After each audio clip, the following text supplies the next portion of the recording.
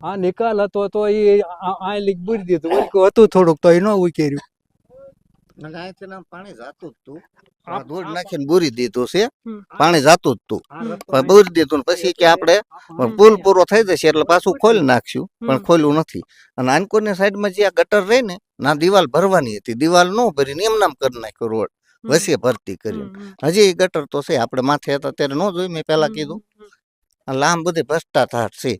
આપણે સૌ કોઈ જાણીએ છીએ કે જ્યારે આપણે ખેતરમાં પાણી વારતા હોઈએ છીએ, જે ખેડૂત છે, ખેડૂતના દીકરા દીકરીઓ છે, એમને ખબર હશે કે આપણે ધોરિયા થોડી થોડી જગ્યા મૂકીને જે ધોરિયા બનાવતા હોય ને એ આપણે ઢાર ને વેણ જોઈને બનાવીએ કે ભાઈ આ બાજુની જમીન છે એનો ઢાળ આમ છે તો આનો ક્યારો આમ જ વળશે, આ પાણી આમ જ જશે.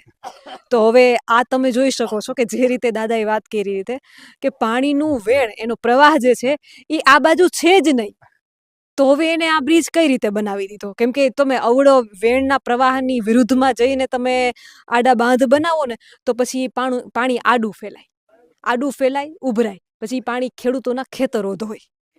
અને અહીંયા તો પરિસ્થિતિ તદ્દન ઉલટી છે. પાણી આવવાનો રસ્તો તો છે પણ પાણી જવાનો એના નિકાલ માટેનો કોઈ રસ્તો જ નથી, નિકાલ નથી. આવી ટેકનોલોજી તો કંઈક નવી જ ટેકનોલોજી છે. આપ જોતા રહો ગુજરાતનો અવાજ.